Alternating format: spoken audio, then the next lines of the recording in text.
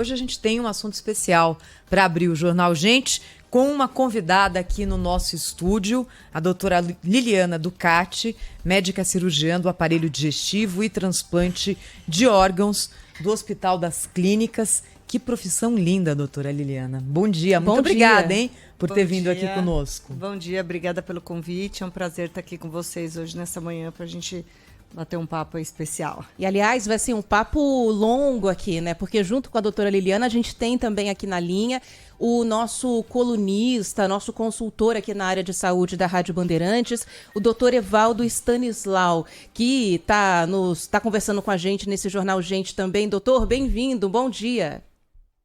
Bom dia, Ana. Bom dia, Thaís. Bom dia, Liliana. Bom dia a todos os ouvintes. Assunto importantíssimo. Importantíssimo e que a gente já abordou aqui algumas vezes também com o doutor Evaldo, Thaís, que tem uma ligação muito próxima com a questão de transplante de órgãos também, já coordenou esse trabalho por um tempo aqui em São Paulo. Então vamos lá, vamos falar sobre isso com o nosso ouvinte, porque é uma campanha que o Grupo Bandeirantes tem feito para conscientizar as pessoas a respeito da importância de conversar em vida sobre esse assunto, em a família ter ali um consenso em relação à necessidade de doar ou não doar, enfim, saber o que aquela pessoa quer que seja feita com ela após a morte dela. É um assunto horrível da gente ter que discutir, mas é fundamental, né? É verdade, é por isso que a gente tem trazido aqui esse assunto cada vez mais presente na programação das empresas do Grupo Bandeirantes. É a campanha Doe Vida, Doe Órgãos, Doe Vida, justamente para conscientização e para colocar esse assunto em pauta. E hoje, Ana, a gente vai inverter um pouco aqui. Eu quero colocar o doutor Evaldo para ser entrevistador também. Ele vai ser entrevistado e entrevistador, porque ele vai ajudar a gente a tocar essa conversa com a doutora Liliana. Tudo bom, doutor Evaldo? Pode ser assim? Vamos embora, vamos assim. Prazer. Então tá bom, olha, deixa eu só começar aqui e pedir para a doutora Liliana se apresentar para o nosso ouvinte, contar como é o trabalho que ela faz hoje no Hospital das Clínicas. A gente estava conversando aqui um pouquinho antes do ar, né? E a doutora Liliana faz transplante de fígado. Eu fico imaginando qual é a complexidade, né, de uma cirurgia como essa. Como é que está a área na qual a senhora atua? Quais são as chances de recuperação? Os números que você só pode dividir conosco, doutora Liliana? Eu trabalho no Hospital das Clínicas, principalmente, né? Mas nosso grupo também faz transplante em alguns outros hospitais, mas o maior número é no Hospital das Clínicas. Uhum. O ano passado nós fizemos em torno de 165 transplantes de fígado. Nosso grupo também faz transplante de pâncreas e transplante de intestino. Mas o transplante de fígado é o mais comum. É uma cirurgia complexa, claro, mas que nos últimos anos o grupo veio se aprimorando tanto e, felizmente, hoje temos excelentes resultados que são comparáveis com números americanos, tanto em números de transplantes realizados quanto sobrevidas excelentes. Então, hoje, posso falar com muito orgulho que o nosso serviço, chefiado pelo professor Carneiro, é um serviço de excelência que, felizmente, dentro do SUS, nós temos um resultado muito bom, em números muito bons. Doutora, esse transplante, ele na maioria das vezes é feito de paciente vivo para paciente vivo? É essa a realidade? Isso. Em adulto, o transplante de fígado, a maioria é de doador falecido para o receptor. Uhum. Temos também, no Hospital das Clínicas, nosso grupo faz o intervivos, que chamamos, que quando algum adulto doa uma parte do fígado para outro adulto. Mas nos adultos, a maior realidade é com o doador falecido. Já nas crianças, não. Nas crianças é mais comum o doador intervivos. Então, quando o pai ou uma mãe doa uma pequena porção de fígado para o seu filho. Uhum. E aí é dentro do Hospital das Clínicas, mas no Instituto da Criança. É uma outra equipe que faz. Entendi. Deixa eu passar a palavra então para o doutor Evaldo. Doutor Evaldo, vai interrompendo a gente, tocando a bola aí, tá bom? Obrigado, Thaís. Eu já ia até perguntando para a Liliana. Eu acho que a pergunta da Ana Paula foi muito importante. Ela perguntou se a maioria dos doadores são vivos ou se são doadores cadáver, pessoas que faleceram. E aí, Liliana, eu queria que você explicasse para os ouvintes. Eu costumo falar que a vida é cérebro, que quando o nosso cérebro morre, nós morremos, apesar do coração continuar batendo, apesar de nós continuarmos respirando.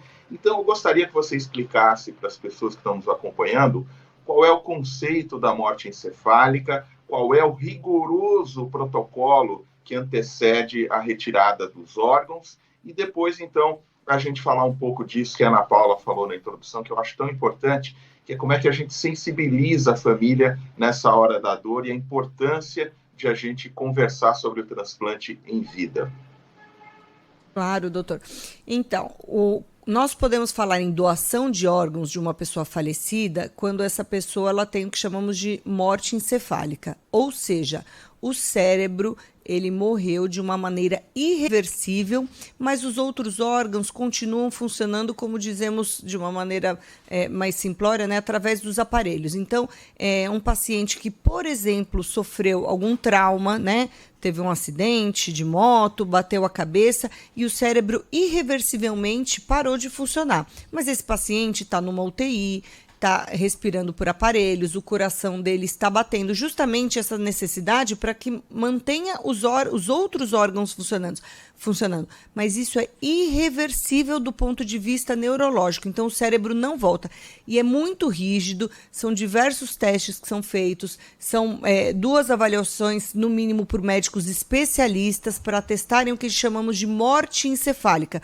E alguns testes que são feitos tanto por exames quanto testes. Então, é um protocolo muito sério e somente essas pessoas que passaram por toda essa avaliação médica, os exames dos protocolos e que é constatada a morte encefálica, mas esses pacientes ainda estão com batimentos cardíacos preservados, estão respirando através de respiradores, estão com uso de medicações para manter os outros órgãos funcionando, até que se decida doar os órgãos, né, após a abordagem, autorização da família, claro, ou, infelizmente, em casos que a família acaba não autorizando, mas esse paciente, já não nem chamamos de paciente, né, é um doador ou não, mas ele já está em morte encefálica, o que é irreversível. Uhum. Inclusive, a gente tem um dado aqui bem recente, bem fresquinho, foi divulgado pelo governo de São Paulo nessa sexta-feira, sobre a recusa de familiares, que felizmente diminuiu do ano passado para cá.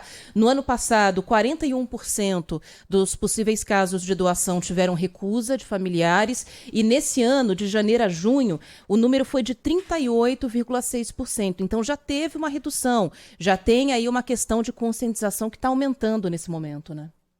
Como que é a abordagem, doutora Liliana, da família? Isso é feito por uma equipe que já tem a forma de fazer a comunicação. Acho que a comunicação nessa hora é fundamental, né? A forma como o assunto é colocado. Nossa, né? Deve ser muito difícil, fundamental. Né? Exige muito preparo. Porque é um momento muito difícil em que essa família, com toda a razão, está muito abalada, muito sensibilizada. Então, existe uma equipe especializada que chamamos de OPOS, que são as Organizações de Procura de Órgãos, que é formada principalmente por equipe de enfermagem. Claro que cada uma tem médico, mas principalmente equipe de enfermagem, que é muito bem treinada para fazer esse tipo de abordagem, que tem que ser uma abordagem que explique para o familiar, sensibilize, mas também não pode ser de uma maneira impositiva, né? Porque, obviamente, é uma decisão da família e num momento muito difícil. Então, é uma equipe muito bem treinada para fazer isso, e essa equipe que faz a abordagem, nada tem relação com a equipe de transplante que vai realizar aquele transplante, justamente para não ter nenhum tipo de viés, A família tem que responder na hora? Quanto tempo a família tem para decidir?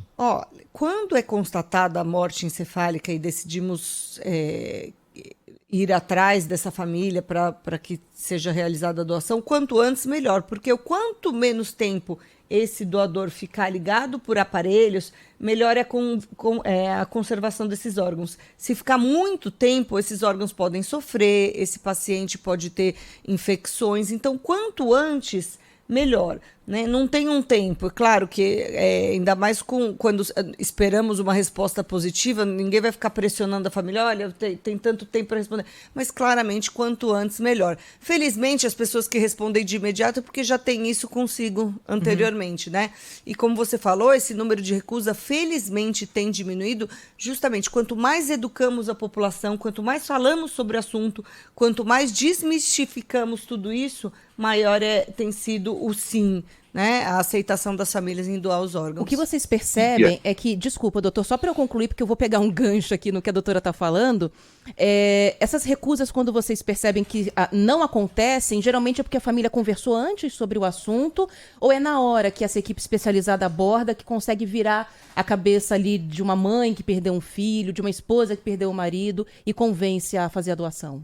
Eu acredito que quanto mais se fala no assunto, mais as pessoas sabem. Então, muitas vezes as pessoas já vão com a resposta pronta para o sim. Mas eu acredito, tenho certeza que aquelas pessoas que ainda têm muitas dúvidas, que não sabem direito pelo assunto, podem sim resolver isso na hora, né? Quando tem muito bem explicado por essa equipe de enfermagem, quando é muito bem esclarecido. Então, eu acredito que pode sim, mas eu acho que muita gente já vem com essa resposta pronta.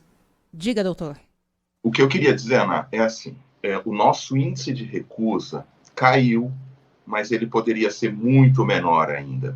Nós temos que na Espanha, por exemplo, que é um dos países campeões de transplante, você praticamente não tem fila de transplante, você não tem pessoas esperando pelo transplante, porque isso é feito com muita eficiência. Isso começa, eu acho que é importante a gente ficar esse tempo conversando sobre essa etapa. A gente pode falar na captação do órgão, a gente pode falar no transplante e a gente pode falar no pós-transplante. Nós estamos falando na captação. E a captação começa aqui, agora, quando a gente está conversando sobre transplante. Tem muita gente que está ouvindo o programa nesse momento e que jamais pensou na possibilidade de ser um doador de órgão, ou pensou e tem algum receio, ou a pessoa que está ouvindo falou, nossa, se alguém da minha família for doador, eu não quero nem saber disso. Então, é importante que a gente coloque o assunto transplante no cotidiano, porque uma das coisas que mais interfere é exatamente conversar sobre transplante. Num café da manhã em família, um dia surge o assunto. Então, vamos lá. Hoje, lamentavelmente, o apresentador Fausto Silva é uma pessoa pública que está numa fila esperando um transplante de coração. Então, você está lá conversando, puxa, viu o Faustão? E aí, fala, olha, se um dia eu puder ser um doador de órgãos, doem tudo. Eu não quero, eu quero que vocês doem tudo.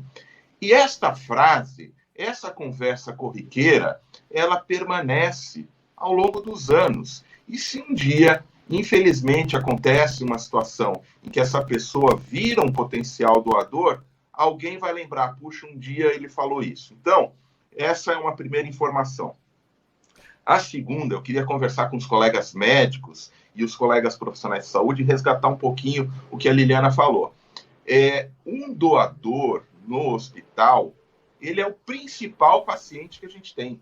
Muitas vezes, principalmente em hospitais fora do ambiente acadêmico, o colega médico tem uma tendência de pensar, esse paciente está com morte encefálica, esse paciente é um paciente que está esperando para doar órgão, e negligencia, por vezes, um cuidado rigoroso, quando, na verdade, esse é o paciente mais importante da UTI, porque mais do que a vida dele, que do ponto de vista encefálico não está mais presente, ele tem os órgãos a serem preservados e ele pode salvar várias vidas, 7, 8 vidas que ele pode salvar. Então, colega médico, colega profissional de saúde, encarar o doador internado como um potencial salvador de muitas vidas. E, por fim, dizer que esse tempo entre a decisão da doação e a captação dos órgãos, ele é muito importante. Hoje nós temos recursos de transporte de órgãos muito importantes, nós temos o uso da inteligência artificial para definir melhor a alocação dos órgãos, e cada minuto conta, porque quem vai receber o órgão está numa situação crítica. Então, a gente nunca pode esquecer que são dois extremos. É o que está doando e é o que está esperando. E, muitas vezes, para quem está esperando o órgão, cada minuto conta, e aí é importante que a decisão seja rápida, a captação e o transporte efetivos, e aí muito contribuem as comissões intra-hospitalares de transplante, que se comunicam com as organizações de procura de órgãos, as OPOS, para que a gente tenha essa logística toda contemplada. É isso que o doutor Evaldo está falando, é importante porque a parte que me cabe aqui, a parte relativa aos médicos, acho que é uma mensagem muito importante e dirigida, mas a parte que me cabe, não é, que é a parte de cidadã comum. Às vezes não é porque a pessoa não quer doar, mas é simplesmente porque o assunto não surge. Não é? É um tabu, né, falar isso em Isso, família, porque parece que você exato. tá falando sobre a morte, que vai... Então é um tabu, é um assunto delicado. É, bastante. A primeira vez que eu ouvi isso da minha mãe foi depois dela ter visto uma reportagem muitos anos atrás, né? E ela falou, olha, quando eu morrer, eu quero que me creme e tudo que tiver pra doar, até cabelo se der. E aquilo me deu um arrepio. É minha mãe, sabe? E a gente não quer parar pra pensar no futuro em perder uma mãe, um pai, qualquer pessoa que a gente ama. Mas você depois entende a importância daquele recado, guardei isso pra mim, e vai ser um desejo atendido no futuro que seja muito distante, mas vai ser. E é às vezes desse jeito mesmo. É um comentário muito rapidinho, né, doutor, que a gente acaba registrando. Sabe, Ana, eu queria pegar essa tua fala que é muito importante. Mais do que a sensação de morte, o que a gente percebe nas pessoas que concordam com uma doação é a percepção que elas tiveram a oportunidade de fazer desse momento de dor, desse momento de uma perda, de um ato, de um gesto que conforta demais. Conforta demais. Você saber que o seu parente está salvando não uma, mas várias vidas, olha, dessa dor, eu tenho uma certa emoção em falar disso, mas é corriqueiro você ver o quanto de conforto que traz esse gesto tão nobre. Então, deixa eu aproveitar aqui e passar para a doutora Liliana Ducati, que é médica cirurgiã do aparelho digestivo, faz transplante de fígado, né, doutora Liliana? Para a gente falar do outro lado, então, não é? Que é o lado do receptor. Como disse o doutor Evaldo, muitas vezes a família, naquele momento de dor, a família do doador, de alguma forma tem ali um sentimento paralelo e um sentimento positivo, que é de saber que, de alguma forma, conseguiu ajudar outras pessoas. Como que é o lado do receptor do transplante de fígado? Quem são essas pessoas? Qual é o índice de sucesso? Como é que funciona isso tudo? Quando a gente vê, alguma vez, a gente dá notícia para o paciente que está naquela fila, né? Que chegou o órgão dele, que ele vai ser transplantado, é uma emoção que é indescritível, né? Porque são pessoas muito sofridas, são pessoas que estão numa fila, uma fila que elas não sabem se elas vão aguentar, se elas vão sobreviver. Falando em fígado, por exemplo, já tivemos época em que falávamos de uma mortalidade de 40% em fila de transplante. Então, você imaginar que você está numa fila e você, né, pensa que 40% dessas pessoas que estão na fila não vão conseguir ser contempladas por um transplante. A pessoa recebe como se fosse um decreto de morte. Exatamente. Essa notícia, né? É um número horrível e assustador. E por quê? Porque são pessoas muito doentes, que estão numa fila muito longa, em que a necessidade de órgãos é muito maior do que a disponibilidade. Então, por isso que a gente sempre volta nesse gancho da doação. Quanto mais doação, mais pessoas podemos salvar. O Sistema Único no Brasil tem condição de realizar mais transplantes. A questão Sim, é a doação. A questão é a doação, porque sempre podemos expandir. Vários centros pelo Brasil todo têm sido formados. Muitas pessoas vêm aqui para São Paulo, fazem essa formação, têm voltado para os seus estados para abrir outras equipes. Então, assim, para expandir, temos sim. O que falta, infelizmente, ainda é uma doação que atenda a todos esses doentes. Então, esses receptores são doentes muito graves que estão numa fila e que não sabem se vão conseguir chegar lá, se vão conseguir ser contemplados com um órgão ou não. A cirrose, que é a principal causa da indicação de transplante de fígado, é uma doença que eu falo que é uma doença muito grave, né? Quando a gente pensa em câncer, infarto, são sempre doenças graves, mas a cirrose também é, e mata muito, infelizmente. Então, são pessoas que, assim, precisam urgente de um transplante de fígado como a única maneira de ter uma chance de sobreviver. E quando a gente fala em chance de sobreviver, uma vez transplantado esse fígado e, claro, correndo tudo bem da cirurgia, tudo certo, assim, essa pessoa vai ter uma vida absolutamente normal. A gente vai reinserir essa pessoa na sociedade. A única diferença é que ela vai tomar remédio pro resto da vida e fazer um acompanhamento médico muito de perto, mas ela vai viver 10, 15, 20 anos, não sabemos. O transplante de fígado é uma coisa recente, que ainda não temos 50 anos de sobrevida, né? Quando que foi o primeiro no Brasil, doutora Liliana? O primeiro transplante no Brasil foi o professor Silvano Raia, que fez em 1989, se eu não me engano. E depois isso veio aumentando paulatinamente, e hoje em dia nós temos... Mas era o de coração, né? O professor Silvano Raia, ele é de fígado. Ah, de fígado. Ele é de fígado. Transplante cardíaco, Thaís, começou com o professor Zerbini no Brasil, foi o famoso João Boiadeiro, Sim. que viveu aí cerca de uma semana, no começo dos anos 70. Depois, nós tivemos também o professor Marcel Cerqueira, que iniciou a questão dos transplantes de fígado no Brasil, equipe do professor Silvano Raia, conjuntamente. E é uma história muito bonita, Thaís, porque mostra o avanço da ciência. A maior dificuldade do transplante, ela não é técnica, não é cirúrgica, digamos assim. É também, obviamente. Mas com cirurgiões brilhantes, como a Liliana e tantos outros, nós conseguimos superar essa etapa técnica. O grande desafio era a rejeição. Porque a gente tem que lembrar que quando você coloca um órgão, que a gente chama no linguajar técnico de enxerto, aquilo é uma coisa que não pertence a quem está recebendo. E o sistema imunológico vai atacar aquilo porque não reconhece como próprio. Por mais que a gente faça testes de compatibilidade sanguínea e tudo mais.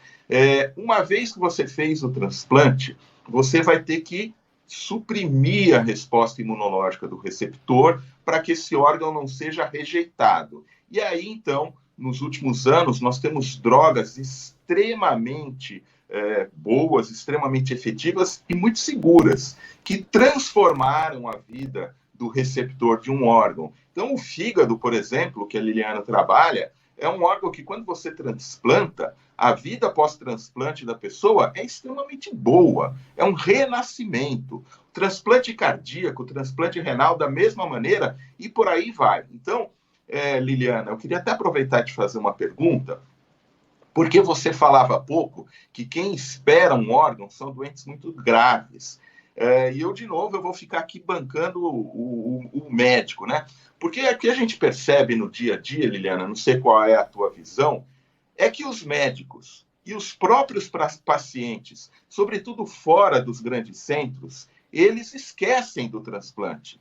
É muito frequente, eu trabalho no Hospital das Clínicas, mas trabalho também em outros locais que não são dentro de um grande centro acadêmico, é muito frequente eu me deparar com pacientes muito graves, ou pacientes que ainda não estão naquele estágio de gravidade, mas já têm uma indicação de transplante, e que estão sendo tratados de uma maneira absolutamente de manutenção, tratando das crises, esqueceram do transplante.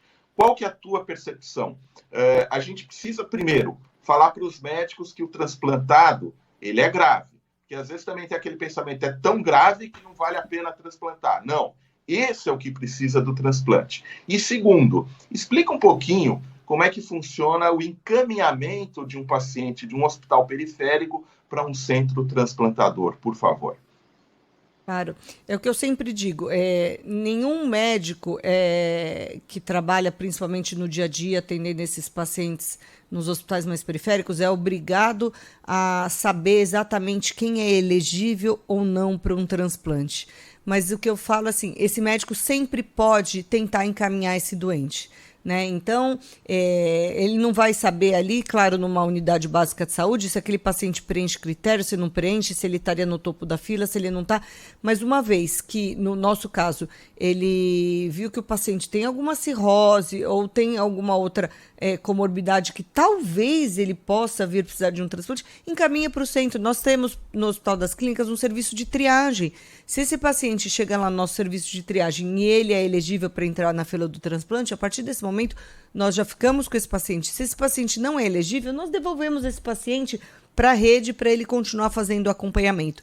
E hoje em dia, em São Paulo, nós temos o CROSS, que é o sistema que acaba distribuindo esses pacientes com todas as doenças, né? Não estou falando só do transplante, mas com todas as doenças. Então, o CROSS é um sistema que ele acaba distribuindo o paciente na rede pública.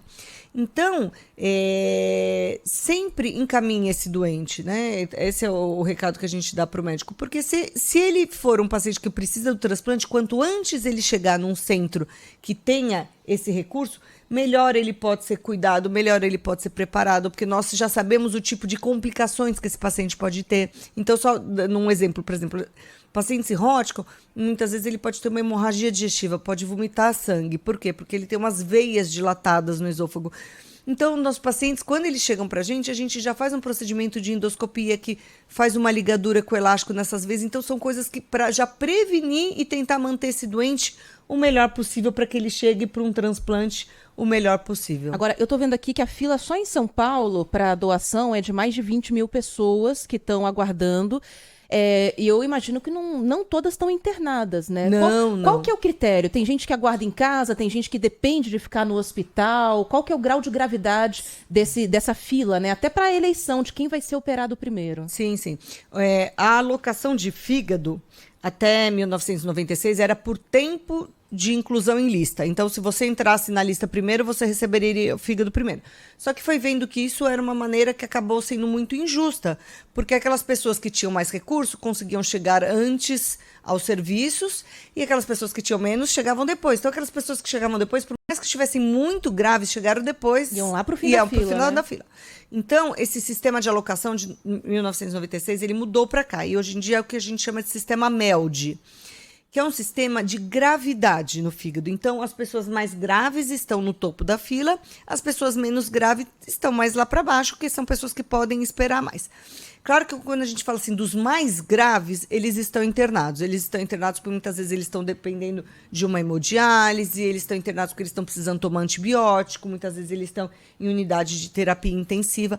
Mas a grande maioria das pessoas que está esperando o fígado não está internado, está em casa, porque são pessoas que fazem esse acompanhamento ambulatorial, que nós cuidamos, nós orientamos, mas eles estão esperando o seu fígado em casa. É aquilo que a gente já viu em filme, né? Toca seu telefone, chegou um coração, chegou um fígado para você, a pessoa sai correndo, vai para o hospital, é isso, né? Exatamente. Agora, quando falamos de outros órgãos, por exemplo, o coração, nós sabemos que tem algumas condições que esses pacientes que estão no topo da fila, obrigatoriamente são pacientes que estão internados, que estão dependendo de aparelhos e que o coração já não funciona mais. Então, assim, são pacientes que... Agora, do fígado, a grande maioria, felizmente, está em casa esperando o fígado. Teve um ouvinte que mandou uma pergunta para cá, se tem limite de idade para ser doador.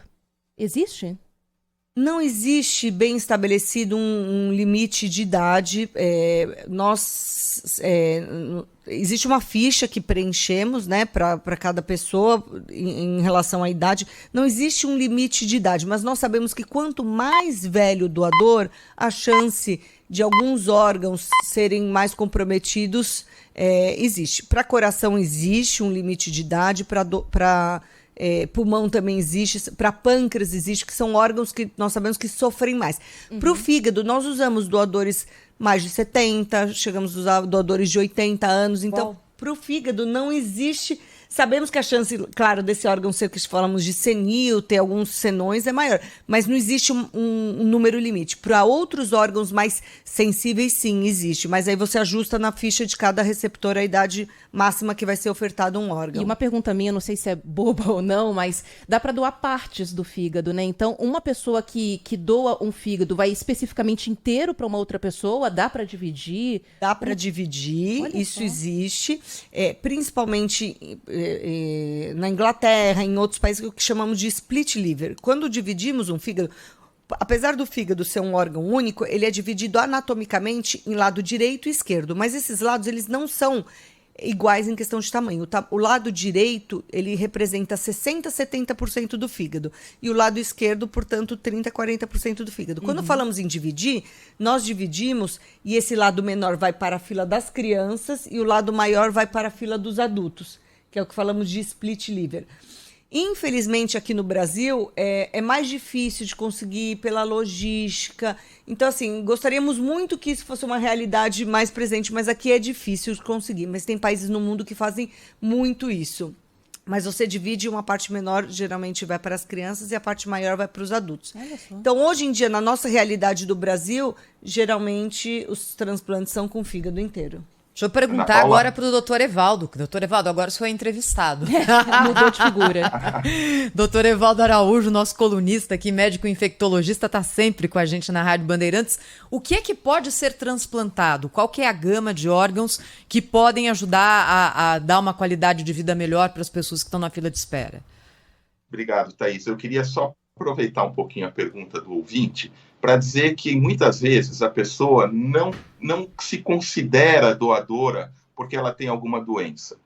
Existem hoje, graças ao avanço tecnológico, muitas condições que antes eram impeditivas e que hoje não são mais da doação de órgãos. Então, na dúvida, qual que é o conselho? Na dúvida, doe o órgão. Por quê?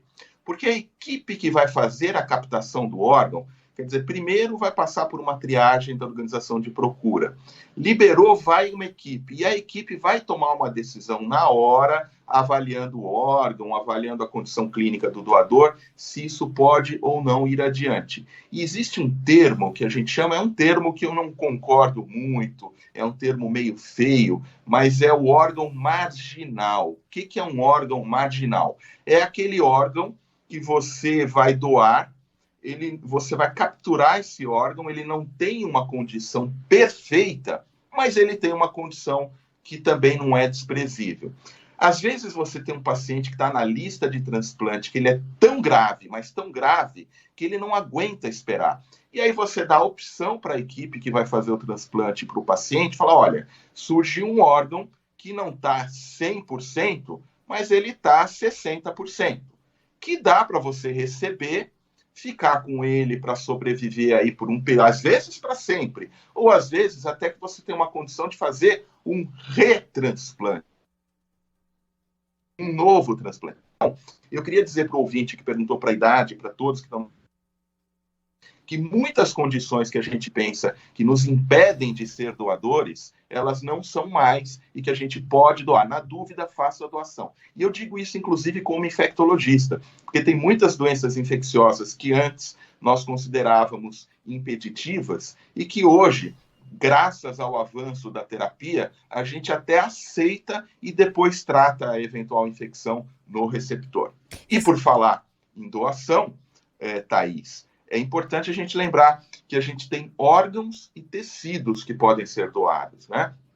Então, os órgãos sólidos e os tecidos são aqueles não sólidos. Então, a gente pode doar em vida, a gente já pode começar doando. A gente pode doar em vida sangue, a gente pode doar a nossa medula. Então, a gente precisa lembrar dos transplantes hematológicos e que tem muita dificuldade de compatibilidade. Então, muitas vezes você se cadastra em vida, evidentemente, como um doador de medula, vão ser feitos uma série de testes de compatibilidade e teu dado fica lá cadastrado. Um dia você pode ser chamado e vai fazer a doação de parte da sua medula, que nada mais é que fazer uma punção em um determinado osso, aspirar aquele conteúdo da medula óssea, e isso, então, é um transplante de medula que vai ser feito em alguém que precisa da sua medula e o sangue que a gente já falou. Em vida ainda, a gente pode doar parte do fígado, como foi comentado pela Liliana. Não é hoje, você me corrija se eu estiver desatualizado, Liliana, mas o transplante intervivos de fígado hoje não é a primeira opção, porque existem algumas situações de algum risco para quem doa, então a gente sempre prefere o doador cadáver, mas às vezes não é possível e você pode doar parte do seu fígado. Um outro transplante que pode ser feito em vida é o do rim. A gente tem um par de rins, quer dizer, um deles, eventualmente, a gente pode doar. No cadáver, a gente pode doar córnea, a gente pode doar pele, a gente pode doar osso, a gente doa pulmão, a gente doa intestino, a gente doa rim, a gente doa coração, a gente doa fígado. Ou seja, eu vou aqui homenagear o meu grande amigo Sidney Moura Neme, que foi uma pessoa que militou muito pela causa do transplante no Brasil, fundou a Transpática, uma ONG, e ele, Sidney, fez 2 transplantes de fígado. E aqui, Ana Paula, muitas vezes a pessoa que vai receber o órgão, ela está bem, viu? A pessoa, quem está nos ouvindo, às vezes está se sentindo super bem e daqui a pouco está numa lista de recepção de órgãos, porque tem doenças que avançam silenciosamente. Foi exatamente o caso do Sidney, que de repente fez uma hemorragia digestiva alta, descobriu que tinha uma cirrose já muito avançada e fez o seu primeiro transplante de fígado e rim de uma maneira junta, coletiva. Então, pessoal, a gente tem que saber que um doador pode salvar muitas pessoas, porque são várias as possibilidades de doação, como eu expliquei há pouco, e existe a possibilidade ainda de você repicar. Você pegar o mesmo doador e usar o fígado para 2, usar o rim de maneira separada. Então, Thaís, São várias as possibilidades. As pessoas precisam conhecer isso, saber que você morrer e não cogitar a doação é um desperdício de vida. E só para terminar, Thaís, que é uma coisa que as pessoas imaginam também, fantasiam, é que quem doa órgão, o cadáver fica desfigurado. Não, não fica. A aparência do cadáver é absolutamente normal, não vai ter nenhum tipo de prejuízo nesse momento tão doloroso, naquele momento da despedida. Tem muito ouvinte perguntando sobre diabetes, doutores. Se a pessoa que tem diabetes pode se colocar numa lista como doador e pode? Pode sim. Como, só pegando o gancho que o doutor estava falando, justamente assim, simplesmente as pessoas e as famílias têm que pensar na doação. Os limites para doação, quem sabe, são as equipes, né? Então, assim, de que órgão aceitar, de que idade, de que condição clínica como diabetes aceitar. Então, assim, são as equipes que acabam decidindo isso, mas então simplesmente doem, porque não, sou muito idoso, tenho 80 anos, não vou doar. Esses rins podem ser aproveitados, essas córneas podem ser aproveitadas, eventualmente o fígado pode ser aproveitado. Não tenho diabetes, pode doar. Quantos fígados nós não utilizamos de pacientes com diabetes? É claro que o pâncreas, por exemplo, que é um órgão que sofre muito com a diabetes, nós não vamos utilizar esse pâncreas desses pacientes que têm diabetes de longa data, os rins às vezes são prejudicados, mas isso é a equipe que vai fazer a avaliação de cada doador. Cada doador é minuciosamente avaliado com todas as suas doenças, com a sua idade, com peso, com os exames, mas sempre se tem algum órgão para aproveitar. Então, doadores com diabetes, pode sim, nós utilizamos bastante. Doutor Evaldo, teve uma época em que a gente declarava, não é, no documento se era ou não doador. Isso não existe mais, não vale? O que aconteceu? É uma questão legal, né? Isso, Thaís, foi uma daquelas ideias bem intencionadas e que deu muito errado, né? Porque isso gerou o contrário, as pessoas começaram a recusar com medo que fossem lá retirar o órgão delas. Então, isso não existe, e mesmo quando você manifesta a sua vontade de ser um doador de órgãos, é muito importante a gente enfatizar que nenhuma equipe está autorizada a retirar uma unha que seja da pessoa que pode ser um potencial doador, sem autorização expressa do familiar, da família. Então, Thaís, isto não existe, essa doação presumida, ela acabou, foi uma boa ideia, uma ideia bem intencionada, mas que deu muito errado e o resultado foi o oposto, que as pessoas começaram a falar, não quero doar. Então, pessoal, a mensagem é a seguinte, quem define pela doação somos nós, no nosso cotidiano, conversando sobre doação e falando, olha, se um dia eu puder ser um doador, doem tudo. Mas quem autoriza a doação, quem efetiva a doação, é o familiar quando é abordado pela equipe ali no hospital. Legal. Eu queria colocar aqui na conversa um caso que eu lembrei. A gente está quase no nosso limite de horário, Thaís. Dá para estender um pouquinho mais? Dá, né? Então tá. Eu acompanho faz um tempo uma pessoa chamada Lincoln Paiva. Ele é urbanista, é muito da causa das bicicletas, enfim. Eu acompanho muito porque eu também sou muito ligada à área de mobilidade. E o Lincoln, uma pessoa ativa, pedalava para cima e para baixo, um dia teve um infarto. E chegou a ser ressuscitado. Quase morreu mesmo, chegou a ter parada cardíaca, internaram ele no Encore e falaram, você vai ter que fazer um transplante. E talvez você nem aguente o transplante, ele foi colocado em cuidados paliativos, que são aqueles cuidados para a pessoa ter menos sofrimento no caso de não ter ali recuperação, né? E aí falaram, olha, tem um tratamento experimental, uma cirurgia experimental que a gente quer testar e talvez, no seu caso, como existem poucas chances de recuperação, se você topar, a gente pode fazer, que é uma cirurgia para você ficar com 2 corações. O seu corpo está muito fraco para a gente simplesmente tirar um coração e colocar outro. Isso ele explicou depois que sobreviveu à cirurgia e tudo mais. Então, a gente pegaria um coração de um doador, implantaria em você e você ficaria com 2. Quando o seu corpo tivesse fortalecido o suficiente, o pulmão já adaptado, a gente tira o órgão antigo. E ele falou, beleza, então vamos lá, vamos testar a ciência, talvez eu morra mesmo, então vamos aproveitar. Ele sobreviveu. sobreviveu e hoje está fazendo uma campanha nas redes sociais dele, inclusive, a favor da doação de órgãos. Ele leva uma vida praticamente normal, e eu digo praticamente porque ele ainda está num período de meses depois dessa cirurgia, então é o vamos com calma para retomar a vida. Ele não sai por aí pedalando numa ciclovia como fazia antes, mas está andando, está em casa, está se alimentando normal, perdeu muito peso, mas já recuperou muito, e tem só que fazer umas consultas esporádicas, mas inclusive foi uma cobaia, entre aspas, de um processo revolucionário de cirurgia. Ver uma pessoa que chegou a ser ressuscitada, ouviu ali de médicos que não teria solução e está viva, por causa de um transplante revolucionário feito aqui no Brasil, no INCOR, de doação de coração. Olha que coisa legal. Doutora Liliana, como que o Brasil hoje se posiciona em termos de tecnologia, em termos de acesso nessa área de transplante?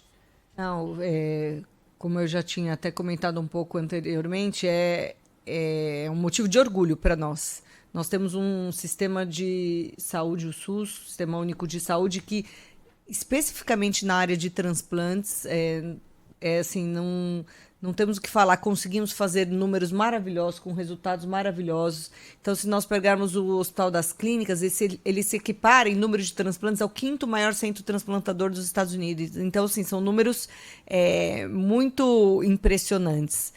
E cada vez mais avançando na tecnologia, cada vez com mais recursos, porque é um centro acadêmico, então estudamos muito. Então, fizemos recentemente, em 2017, o primeiro transplante de útero em que nasceu uma criança de um doador falecido, do mundo. Então, assim, isso foi feito lá, pela nossa equipe, no Hospital das Clínicas.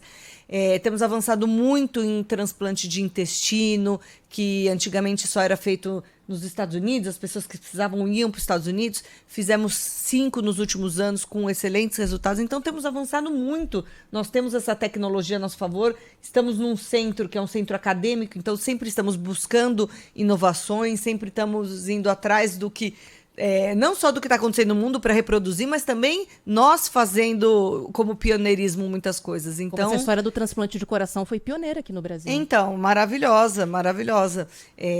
Para fígado também existe uma coisa um pouquinho similar que chama transplante auxiliar, em que não retiramos o fígado inteiro e colocamos o outro também não inteiro para evitar rejeições em alguns casos, mas assim, são sempre coisas pioneiras que nós estamos à frente junto com o mundo e outras vezes nós que estamos fazendo o pioneirismo aqui do Brasil. Então, até quando você perguntou do primeiro transplante de fígado, o primeiro transplante de fígado, como o Dr. Evaldo falou, foi o professor Marcel que fez em 86, mas o que eu acabei de responder foi o primeiro transplante de fígado intervivos do mundo, foi feito no Brasil pelo professor Silvano Raia, em 88, 89. Olha. Então, esse foi o primeiro transplante de fígado intervivos do mundo, foi feito por um brasileiro aqui no Brasil.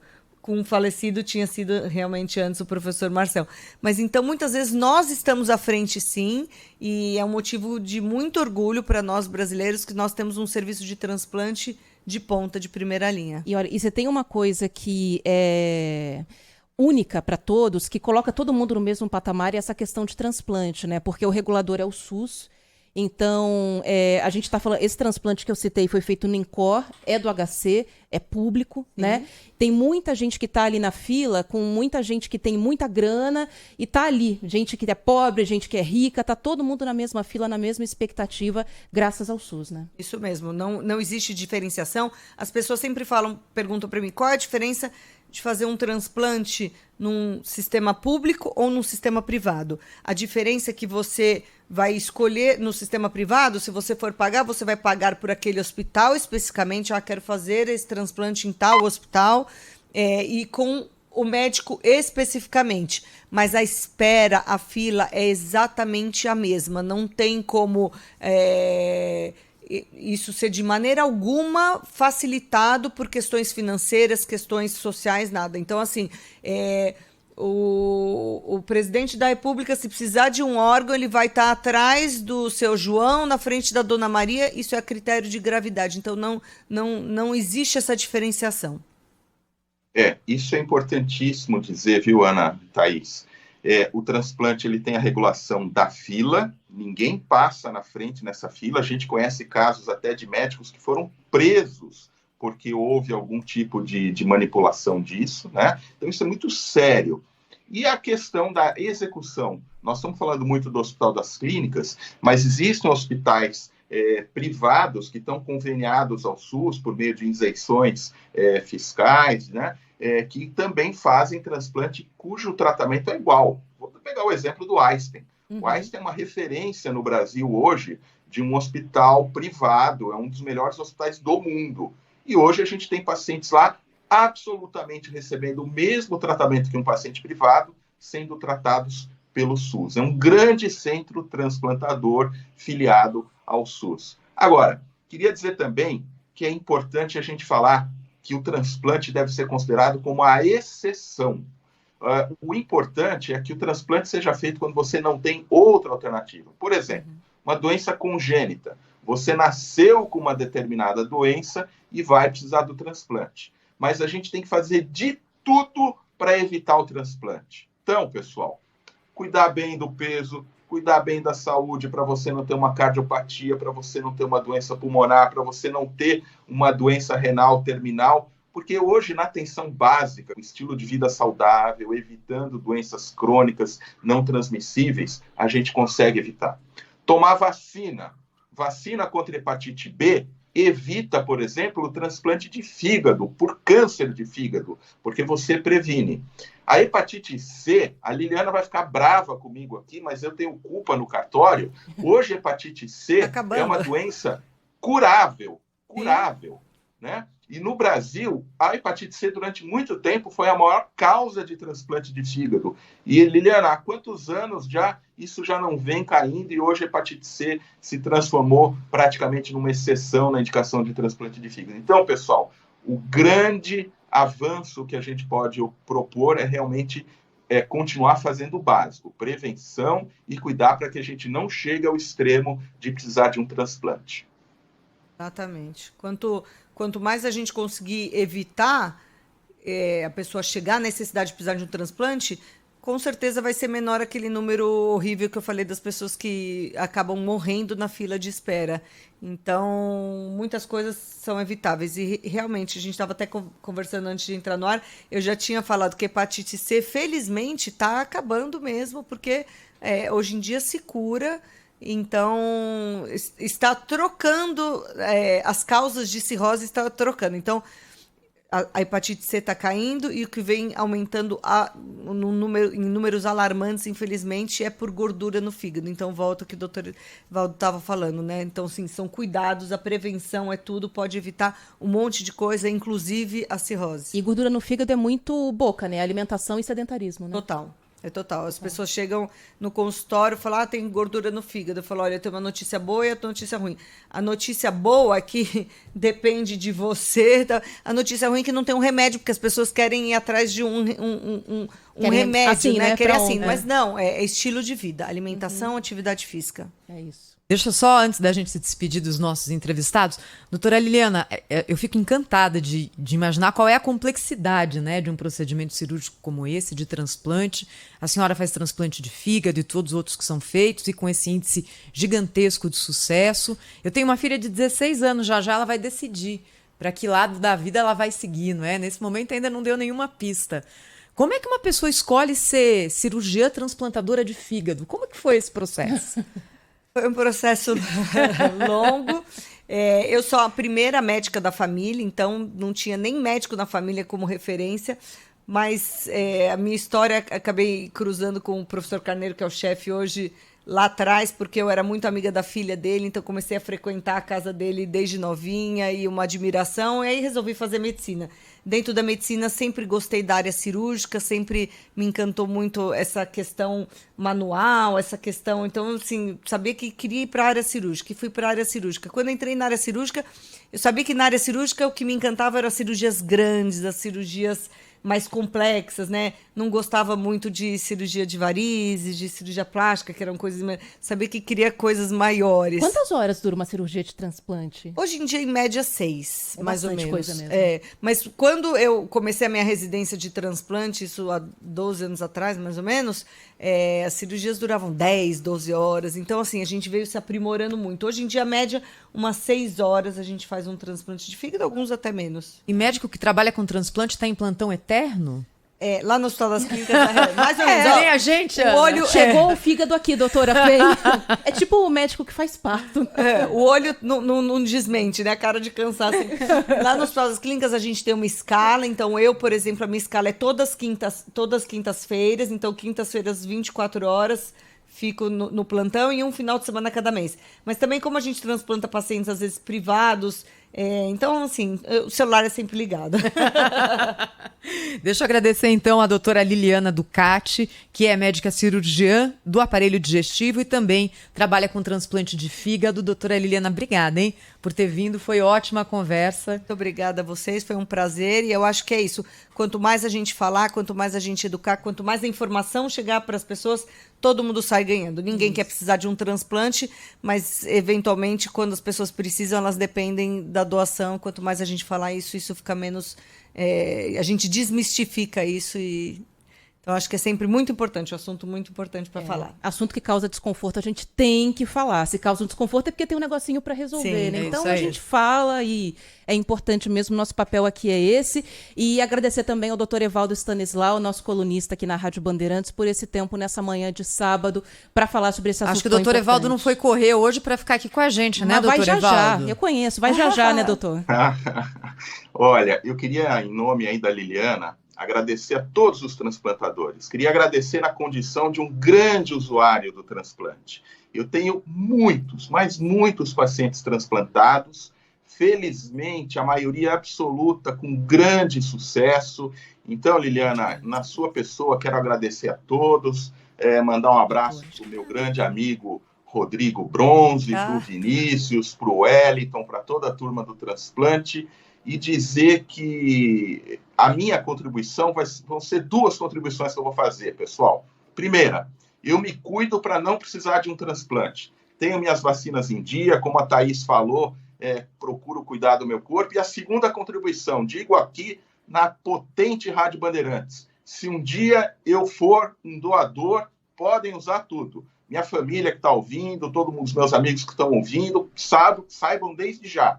E eu estou cuidando do meu corpo para que eu seja um velhinho que pode doar tudo quando chegar a minha vez. E eu acho que a Thaís e a Ana, posso falar por elas também, que são corredoras, estão se cuidando, né? E se um dia, eventualmente, puderem, tenho certeza que também vão fazer esse ato nobre. Muito obrigado pelo convite. Com certeza, eu também. Pessoal. Até meu cabelo, se quiserem, podem pegar. Obrigada, gente. Bom sábado para vocês.